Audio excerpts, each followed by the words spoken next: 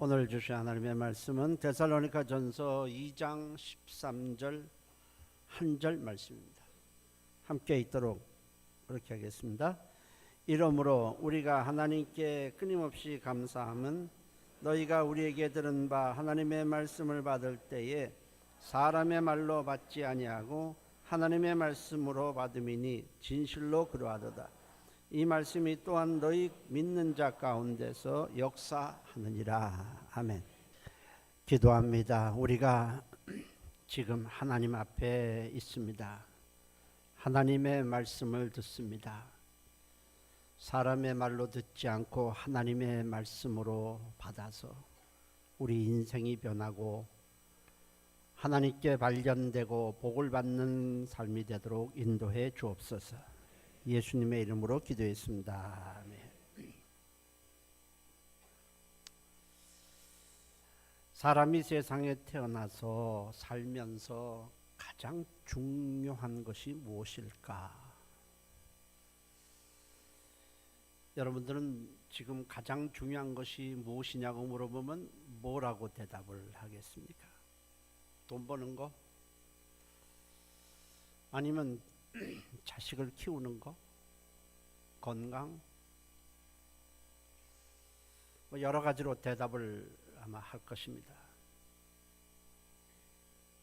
하나님의 아들 예수님이 이 세상에 오셔서 사람에게 있어 가장 중요한 것이 무엇인지에 대해서 말씀을 하셨습니다. 마태복음 4장 4절에 사람은 하나님의 입으로부터 나오는 말씀으로 살아야 한다. 아멘. 하나님의 말씀을 듣지 않기 때문에 사람의 본분에서 이탈하게 됩니다. 하나님의 말씀이 들려지지 않고 하나님의 말씀을 듣지 아니하면 우리에게 다가오는 것은 심판뿐입니다. 성경은 하나님의 말씀을 듣지 않는 사람을 가리켜 강박한 사람, 멸망의 사람으로 정의하고 있습니다. 하나님의 말씀을 듣지 않으면 사람됨을 상실하게 되는 거예요. 분명히 겉은 사람의 모습을 하고 있지만은 사람됨으로 살아갈 수 없습니다. 하나님의 말씀 속에 우리 사람이 가야 할 길이 있고 구원에 이르는 지혜가 있고 사람답게 살아야 할 지식이 있습니다. 사람은 하나님의 말씀을 들으며 살도록 처음부터 지음을 받았습니다. 말씀을 들을 때에 내게 주시는 하나님의 말씀으로 들려지고 믿어지고 그 말씀 속에서 나를 향한 하나님의 사랑이 느껴진다면 그 사람은 구원받은 자고 하나님의 사람입니다. 반대로 말씀을 듣지만 무감각하고 그 말씀에 대해서 반응이 없다면 그 사람은 불신앙의 사람이고 심판받을 사람입니다. 여러분에게는 하나님의 말씀이 어떻게 들려집니까? 내게 주시는 말씀으로 들려집니까? 아니면 나와 상관없는 말씀으로 들려집니까? 하나님의 말씀으로 들려집니까? 아니면 사람의 말로 들려집니까?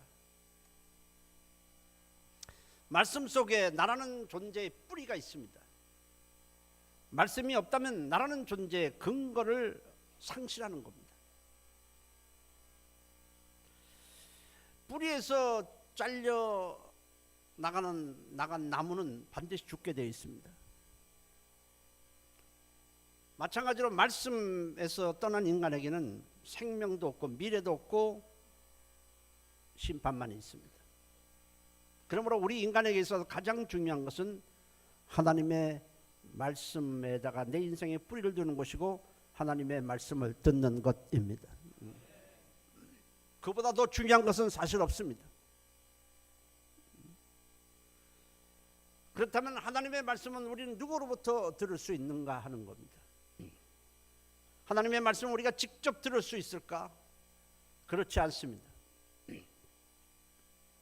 애굽에서 종살이하던 이스라엘 백성이 어떻게 구원을 받았을까요? 광야에서 양을 치고 있던 모세, 나이가 80이 됐습니다. 하나님이 그를 부르시고 그 다음에 말씀하십니다. 너 애굽에 가서 내 말을 전하라. 아주 평범한 노인입니다. 모세는 하나님의 말씀을 들고 가서 백성들에게 전합니다. 6월절 밤에 양을 잡아서 그 피를 그 대문에다가 바르라. 그리고 그 집안에 있어라.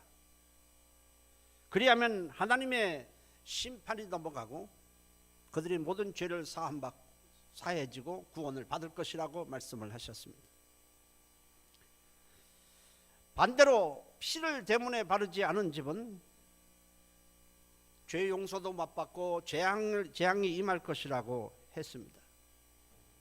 우리 상식과는 좀 맞지 않습니다. 그랬을 때 그것을 모세라 한 노인이 전하는 것이지만 이걸 하나님의 말씀으로 받고 순종한 자는 재앙이 넘어가고 구원을 받았고 하나님의 백성이 되었습니다. 그러나 모세가 전한 말을 하나님의 말씀으로 받지 않냐고 순종하지 않은 자들은 모두 다 심판을 받았습니다. 첫 태생은 다 죽었습니다. 그리고 하나님의 백성이 되지 못하고 결국 심판을 받았습니다. 구원받은 이스라엘 백성들이 광야에 들어간 후에 모세에게 이렇게 말합니다. 출애굽기 20장 19절에 모세에게 이르되 당신이 우리에게 말씀해 주소서 우리가 들으리이다. 하나님이 직접 우리에게 말씀하지 말게 하소서 우리가 죽을까 하나이다 했습니다. 그들은 하나님이 세우신 모세를 통해서 하나님의 말씀을 듣고 그 하나님의 말씀을 자기에게 주시는 말씀으로 듣고 순종하겠다고 했습니다. 이에 대해서 하나님은 신명기 5장 29절에 항상 이 같은 마음을 품어 나를 경외하며 내 모든 명령을 지켜서 그들과 그 자손이 영원히 복을 받기를 원하노라 하셨습니다.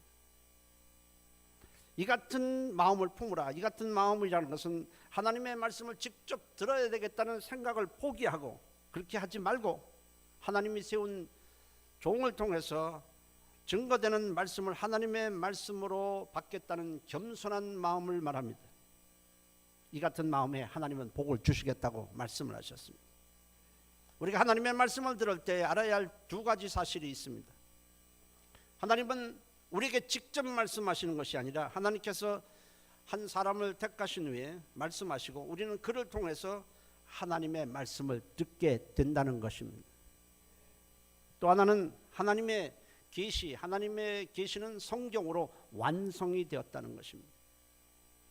우리가 알고 있는 이 성경은 어떻게 기록이 되었습니까? 분명히 사람이 기록한 것입니다.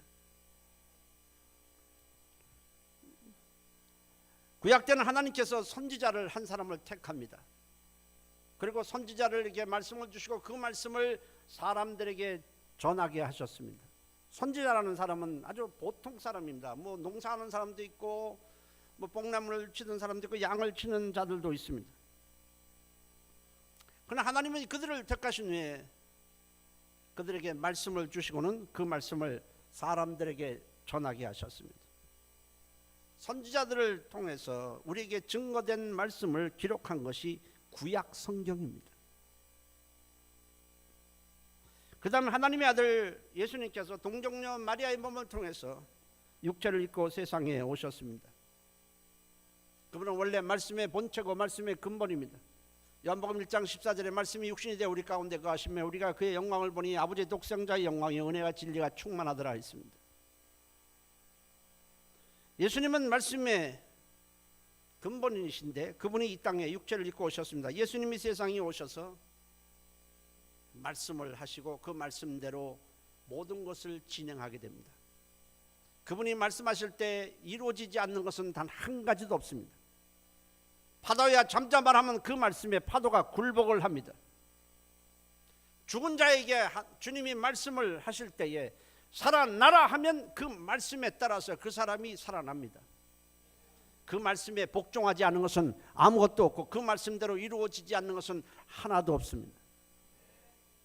예수님께서 그 말씀을 하실 때에 그 옆에서 직접 들은 자들이 바로 사도들입니다. 주님께서 12명의 12사도를 택하신 다음에 항상 주님 옆에 있게 하시고 그 사도들에게 주님께서 말씀을 하십니다. 물론 사람들도 들은 적들이 있지만은 따로 모아서 주님께서 말씀을 하십니다. 사도들은 예수님으로부터 들은 말씀을 세상에 증거하고 그것을 적은 것이 신약 성경입니다. 성경을 기록하는 과정에서 물론 성령님은 단 하나의 오류도 없도록 모든 것을 감독을 하셨습니다. 쓰는 자의 모든 것을 다 철저하게 감독을 하셔서 성경은 단 하나의 실수도 없고 오류도 없습니다. 결국 우리는 하나님으로부터 직접 말씀을 듣는 것이 아니라 하나님이 세운 자들을 통해서 그 말씀을 듣게 되는 것입니다. 그리고 성경은 하나님의 계시입니다. 계시라는 것은 감춰져 있던 하나님의 비밀이 공개되는 것이 계시입니다. 한 번도 사람들은 그 말씀을 알지도 못하고 들은 적도 없고 본 적도 없지만은 하나님께서 자신의 안에 있는 그 비밀을 세상에 공개한 것이 바로 계시고 그것이 바로 성경입니다. 이제 하나님의 계시는 성경으로 완성이 되고 끝이 났습니다. 더 이상의 계시는 존재하지 않습니다. 만일 성경 외에 내가 다른 계시를 하나님으로부터 직접 받았다고 한다면 그 사람은 하나님으로부터 버림을 받을 것이고 저주를 받게 될 것이고 그 사람이 구원을 받았다고 할지라도 그 구원을 상실하게 될 것입니다. 계시록 22장 18절 19절에 누구든지 이 성경에 기록된 것들 외에 더하게 되면 하나님이 이 성경에 기록된 재앙들을 그에게 더하실 것이고 누구든지 이 성경의 말씀에서 제하여 버리면 하나님이 이 성경에 기록된 생명나무와 및 거룩한 성 천국의 참여함을 제하여 버리시라고 했습니다. 이단들은 모두 다 예외 없이 성경에 기록된 것 외에 하나님으로부터 직접 받은 계시가 있다고 말합니다. 그들은 저주받을 자들입니다. 하나님이 그들을 친히 재앙을 내리실 것입니다. 속으면 안 되는 것입니다. 다른 계시는 절대로 없습니다. 우리는 성경에 기록된 말씀 중에서 제게 합당한 말씀을 제게 주옵소서 할 수 있습니다. 그리고 제게 하신 말씀 중에서 제게 꼭 필요한 말씀을 기억나게 해주세요 할 수는 있지만은 하나님으로부터 직접 어떤 계시를 받았다고 하는 것은 전부 거짓말이고 하나님이 그 사람을 다루시게 될 것입니다. 오늘 본문으로 돌아가 봅니다. 사도 바울은 박해 가운데 데살로니가에 가서 복음을 전하고 교회를 세웠지만은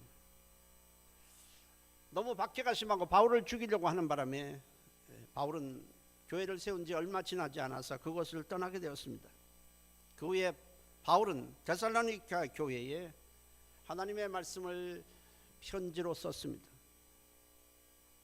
그리고 이렇게 말을 합니다.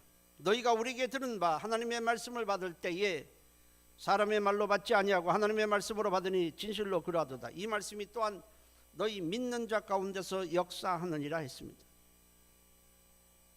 데살로니가 교회의 성도들은 바울이 전하는 이 서신 하나님의 말씀을 사람의 말로 받지 아니하고 하나님의 말씀으로 받았습니다. 그러자 성령님이 하나님의 말씀으로 받는 이 데살로니가 교회의 성도들을 기뻐하시고 그들 가운데 역사하셨습니다. 성령님이 역사하시면 우리가 그 말씀이 믿어지면서 그 말씀대로 이루어지며 죄사함을 받고 구원을 받고 영생을 얻게 되는 것입니다. 이 부분에서 우리가 생각해야 될 것이 있습니다. 그들이 바울이 전한 말씀을 하나님의 말씀으로 받기 위해서는 일단은 바울을 하나님이 보낸 자라는 믿음을 가져야 합니다. 이분은 하나님이 보낸 자다. 하나님이 세운 자라는 믿음이 있어야 합니다. 그것이 우선되지 않으면 바울이 전하는 말을 사람의 말로 받지 하나님의 말씀으로 받을 수 없습니다. 하나님의 말씀은 직접 듣지 못합니다. 하나님의 말씀은 반드시 하나님이 세운 자, 보낸 자를 통해서 우리가 듣게 되는 것입니다. 그래서 예수님은 제자들을 보내시면서 이렇게 말씀하셨습니다.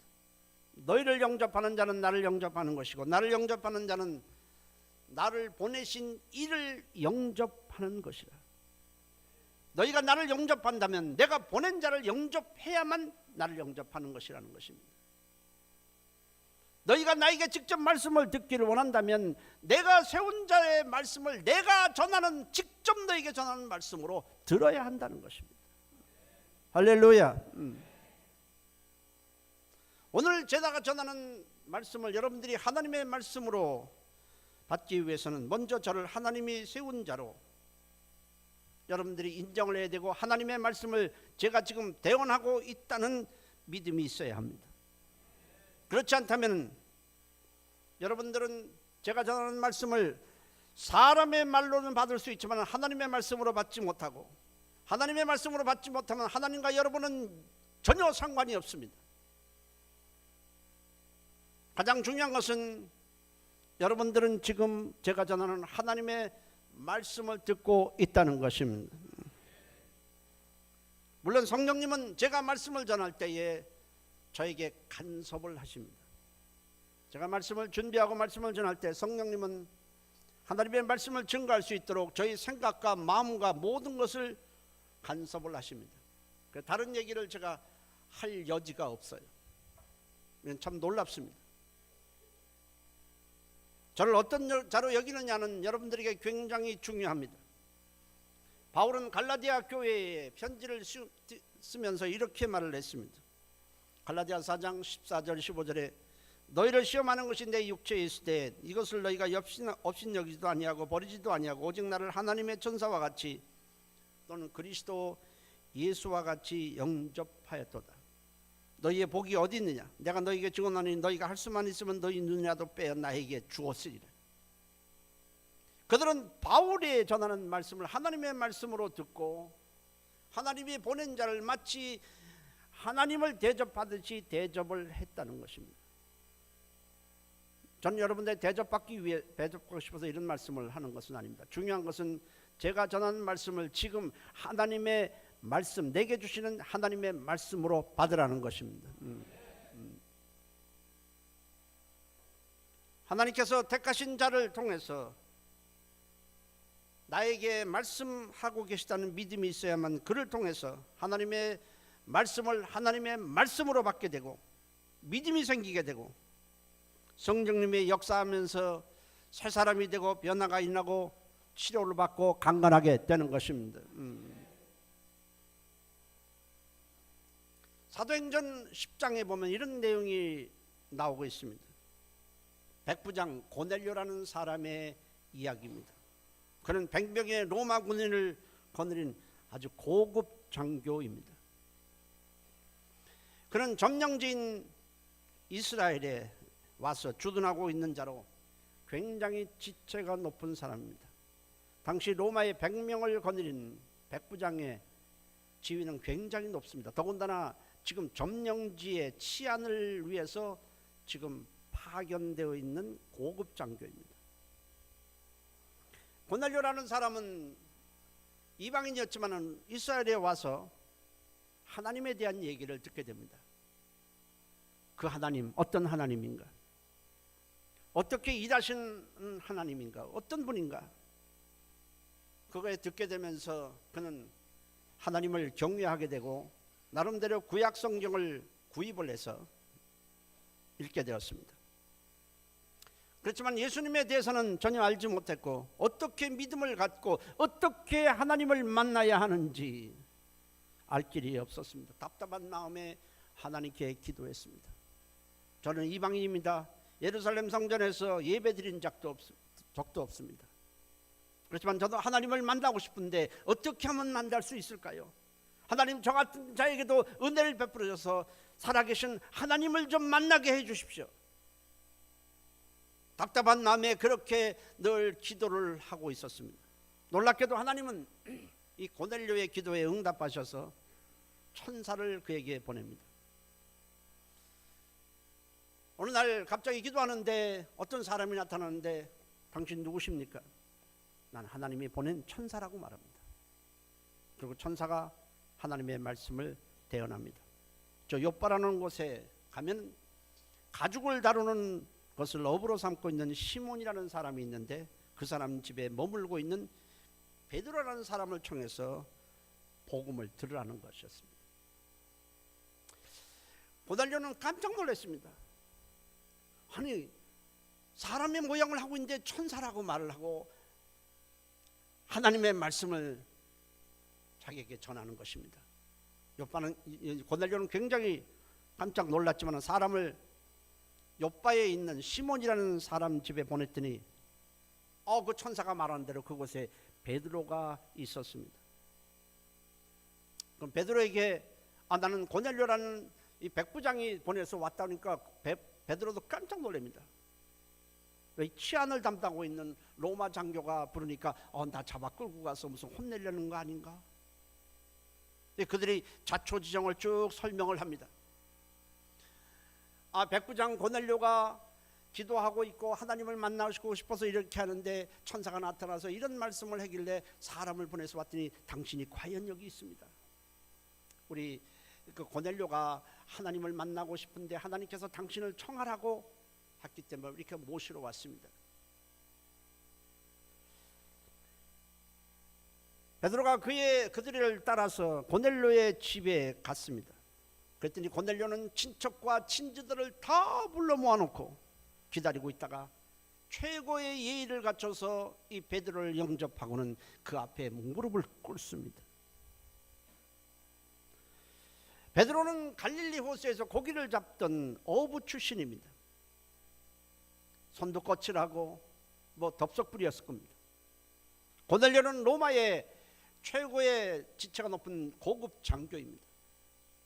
그러면서 고넬료는 베드로의 발 앞에 무릎을 꿇고 엎드려 경배를 합니다. 고넬료는 처음 보는 베드로지만은 이 베드로를 업으로 보지 아니하고 하나님을 대신해서 온 자로 보았기에 그렇게 행동을 한 것입니다. 베드로가 깜짝 놀라서 그를 일으켜 세우면서 나도 사람이니 이러시면 안 됩니다. 그때 고넬료가 이렇게 말을 합니다. 사도행전 10장 33절에 내가 당신에게 사람을 보내었는데 오셨으니 잘하셨습니다. 이제 우리는 주께서 당신에게 명하신 모든 것을 듣고자 하며 다 하나님 앞에 지금 와 있습니다. 고넬료는 분명히 자기는 지금 어부 앞에 있다는 것이 아니라 하나님 앞에 있다고 말을 합니다. 베드로가 하나님이 보낸 자요, 하나님이 세우신 자요, 하나님의 말씀을 대언하기 위해서 왔기 때문에 우리는 지금 하나님 앞에 있습니다. 그렇게 말한 것입니다. 이에 베드로가 처음 보는 고넬료이지만은 그 예수 그리스도의 복음을 전했을 때에 성령이 그 안에 가득 임했습니다. 저들이 회개를 하게 되고 예수를 영접하게 되고 순식간에 저들이 방언을 하기 시작을 했습니다.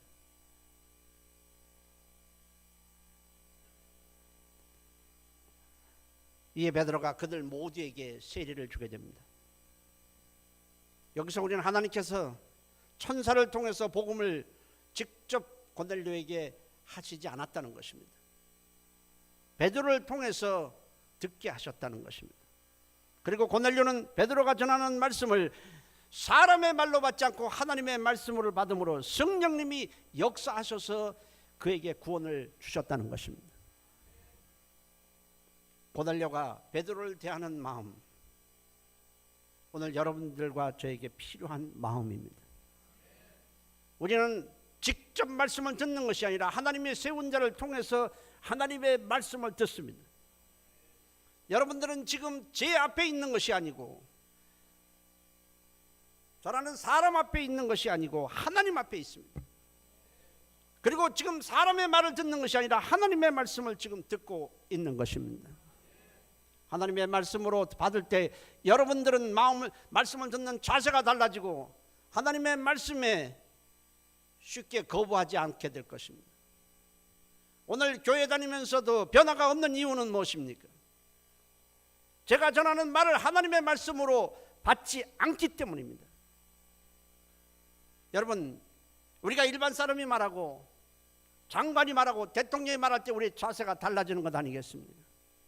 대통령이 말할 때는 쉽게 거부하지 못합니다. 하물며 하나님의 말씀이라고 한다면 정말 하나님이 지금 나에게 주시는 말씀이라고 하는데 어떻게 교회 오래 다니면서 변화가 없을 수 있겠습니까? 저는 분명히 사람이지만 여러분들에게 하나님의 말씀을 전하고 있는 것입니다. 바울이라는 사람, 그는 사도였지만 사도이기 전에 그는 예수 믿는 자들을 박해하고 예수 믿는 자들을 잡아가두기 위해 혈안이 되었던 자입니다. 사도 바울이 다메섹에서 예수 믿는 자들을 잡아가두기 위해 대제사장으로부터 공문을 받아가지고 가는 도중에 부활하신 예수님을 만나게 됩니다. 갑자기 어떤 밝은 빛이 한 대낮인데 정오였었는데도 그 햇빛보다 더 밝은 어떤 강한 빛이 자기를 둘러싸면서 아무도 보이지 않는데 음성이 들립니다. 바울아, 네가 왜 나를 핍박하느냐? 네 신이니까 나는 네가 박해하는 예수다. 그 말씀을 듣는 중에 눈이 멀어버립니다. 장님이 됩니다. 전혀 보이지 않습니다. 그리고 사람에게 이끌려서 어느 집에 들어갑니다. 바울은 3일 동안 전혀 앞이 보이지 않은 채 식음도 전폐하고 하나님께 기도를 했습니다. 제가 예수, 나를 위해서 십자가에 죽으셨다가 부활하신 그 예수, 나의 구세주인 그분을 내가 박해했습니다. 믿는 자들을 잡아가두기 위해 내가 혈안이 되어 있었습니다. 나는 멸망받아 말당할 자인데 나를 용서해 주세요. 회개하며 눈물로 3일간을 지냈습니다. 먹을 수가 없어요. 눈물이 앞을 가립니다.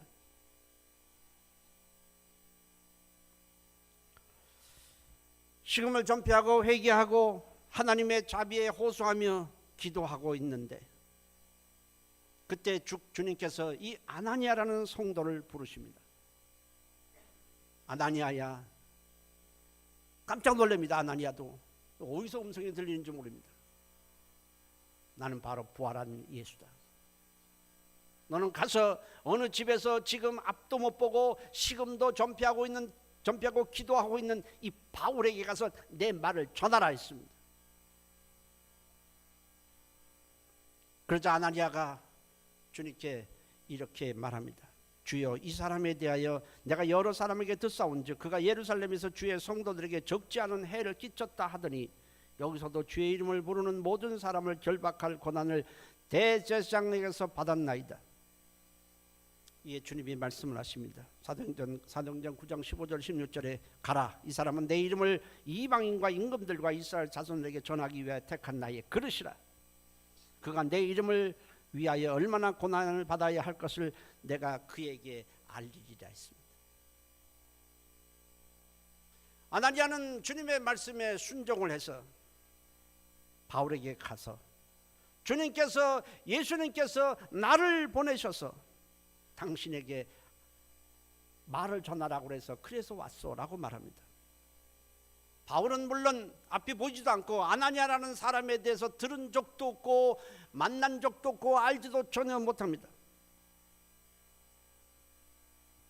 그러나 아나니아가 내가 하나님의 말씀을, 주님의 말씀을 들고 왔다고 할 때에 바울은 아나니아를 하나님의 사람으로 받아들이고 보이지 않지만 그가 전하는 말을 사람의 말로 듣지 아니하고 하나님의 말씀으로 겸손하게 받습니다. 하나님의 말씀으로 겸손하게 받고 거기서 아나니아라는 사람을 본 적도 없지만 무릎을 꿇고 그 말씀을 겸손하게 받습니다. 주님이 기뻐하셨어요. 그리고 바울의 눈을 뜨게 합니다. 그리고 사도의 일을 시작하게 했습니다.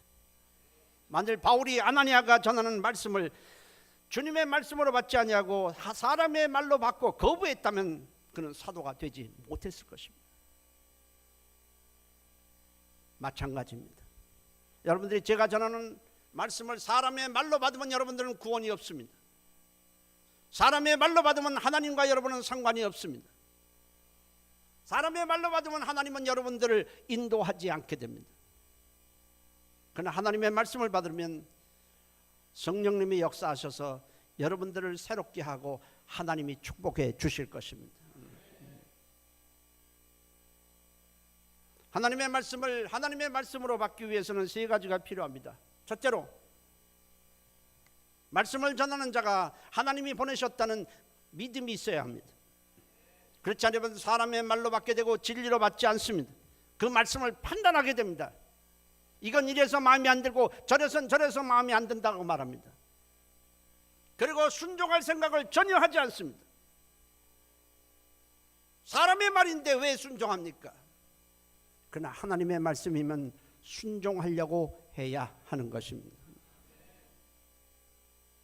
저는 사람으로 분명히 전하지만 그 사람이 어떻게 말씀을 받느냐에 따라서 그 사람은 구원에 이를 수도 있고 복을 받을 수도 있지만 반대로 구원에서 이탈될 수도 있고 복을 전혀 받지 못할 수도 있습니다.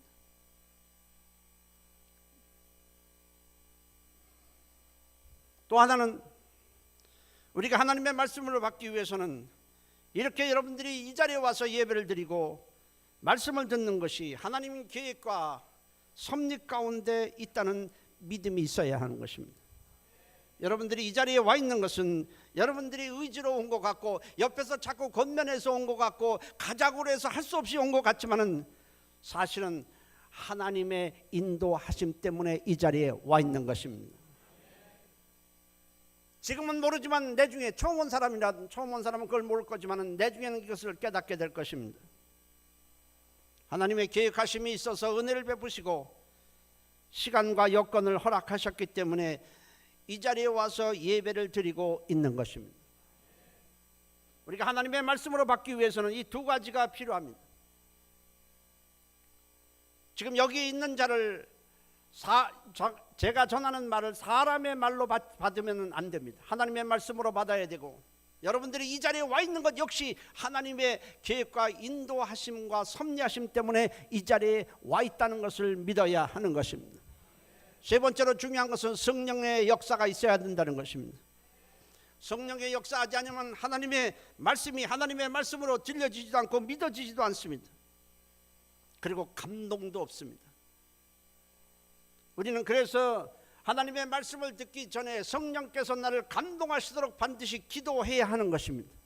교회 와서는 잡담을 하기 전에 내가 오늘 주시는 하나님의 말씀, 이것이 내게 주시는 말씀이 되게 하여 주옵소서, 성령으로 감동시켜 주옵소서, 믿음이 되게 해 주옵소서 기도해야 하는 것입니다. 이 세 가지가 이루어질 때 오늘 말씀이 여러분들에게 주시는 하나님의 말씀으로 들려지게 될 것이고 성령의 역사가 있게 될 것입니다. 바울이 어느 날 환상을 보는데 성령님께서 이 빌립보에 가서 복음을 전하라는 메시지가 들립니다. 그래서 성령님의 지시를 따라 빌립보라는 지역에 난생 처음으로 그곳에 갔습니다. 그곳에는 아직 예수님에 대해서 아는 자가 아무도 없어요. 예수님에 대해서 복음을 증거하는 자도 한 사람도 없습니다. 어디에 가서 누구에게 복음을 전해야 할지 모든 것이 막막합니다. 그래서 바울은 강가에 있는 근처에 가서 기도를 했습니다. 한참 기도한 후에 눈을 떠보니 저 멀리 여자들이 보였습니다. 그 모여있는 곳에 가서 복음을 전합니다. 어떻게 전했겠어요? 십자가를 전하는 겁니다. 그들은 한 번도 복음에 대해서 들어본 적이 없고 예수님에 대해서 들어본 적이 없는 사람들입니다. 바울은 담대하게 복음을 전했을 때 놀라운 일이 일어났습니다. 도저히 아무도 이 말씀을 받을 것 같지 않았는데 성령님이 루디아라는 여자의 마음에 그 말씀이 믿어지도록 감동을 시켜버립니다. 루디아도 놀랐을 거고, 어떻게 하나님이 계시지? 그리고 예수님이 날 위해서 죽으셨고 부활하셨다는 그 말씀이 믿어지는 것입니다. 성령이 루디아의 마음을 감동시키니까 루디아가 마음을 열어 바울이 전한 말을 하나님의 말씀으로 받았다고 그랬습니다. 한 번도 자기는 만나본 적이 없는 그 하나님의 말씀으로 들려지는 것입니다. 성령이 감동하니까. 그래야 루디아와 그 집에 있는 모든 사람들이 예수를 믿게 되고 세례를 받게 되고 그곳에 교회가 세워지고 그것이 유럽의 최초로 세워진 교회입니다. 놀랍지 않았습니까? 하나님의 일은 하나님이 하시는 것입니다. 우리는 하나님 앞에 하나님의 말씀으로 받들려고 하는 자세가 가지면 됩니다. 그러면 성령님이 역사하실 줄로 믿습니다. 성경을 읽으면서 하나님의 말씀으로 받고 설교를 들으면서 하나님께서 내게 주시는, 직접 이 시간에 내게 주시는 말씀으로 받게 되면 믿음이 발생을 합니다. 하나님이 우리를 만나 주시는 것입니다. 힘을 얻고 응답을 받고 하나님의 말씀이 살아 움직이면서 우리의 삶을 변화시키고 내게 능력이 되는 것입니다. 어떤 사람은 하나님의 말씀을 듣습니다. 불치병으로 왔다가도 하나님의 말씀을 듣는데 이 말씀이 사람의 말로 들리지 않고 하나님의 말씀을 듣는데 그 말씀이 그 안에 들어가서 역사해서 그 병을 치료해 버립니다. 하나님의 말씀은 살아있고 활력이 있어 우리의 생각과 마음을 다 움직여버리고 우리의 골수와 관절을 쪼개게 하고 어떤 것도 다 치료해 주시는 것입니다. 여러분, 말씀을 들을 때 사람의 말로 받는 사람과 그렇지 않은 사람은 자세가 전혀 다릅니다. 오랫동안 교회 다니면서도 변하지 않는 사람은 사람의 말로 받기 때문에 그렇습니다. 말씀을 들을 때 사람의 말로 받지 아니하고 하나님의 말씀을 받음으로 성령님의 역사하심으로 변화되고 승리하고 복을 받으시기를 예수의 이름으로 축원합니다. 할렐루야. 통성으로 기도합니다. 하나님 말씀을 들을 때에 내가 겸손하지 못했습니다. 고넬료와 같은 자세가 아니었습니다. 데살로니가 교회 성도 같지 않았습니다. 하나님 우리를 용서해 주시고 하나님의 말씀으로 받아서 우리 삶이 복되고 우리 인생이 복되고 가정이 복을 받게 도와주옵소서. 우리 다 같이 한 목소리로 통성으로 기도하십니다. 살아계신 하나님 고맙습니다. 하나님의 말씀으로 받게 도와주옵소서. 사람의 말로 받지 않냐고 하나님의 말씀으로 받으며 우리가 감동이 되고 변화되고 순종이 되도록 도와주셔서 우리의 인생이 변하고 값진 인생이 되도록 하나님이 역사하시고 인도하여 주시옵소서.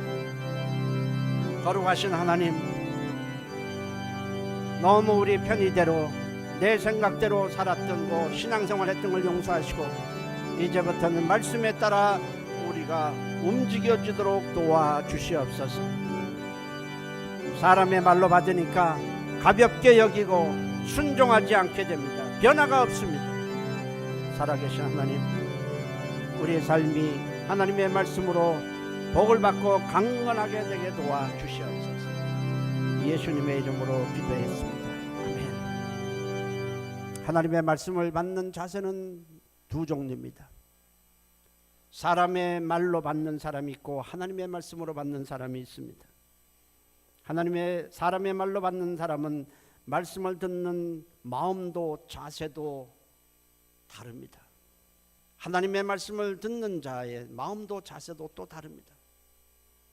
우리가 매번 예배 드리지만은 이것은 모든 것이 하나님의 섭리 가운데 이루어진 것이고 예배를 드릴 때마다 이것은 내게 주시는 하나님의 말씀이라고 받음으로 우리가 하나님 앞에 변화되게 도와주시고 새로운 인생이 되게 도와주옵소서.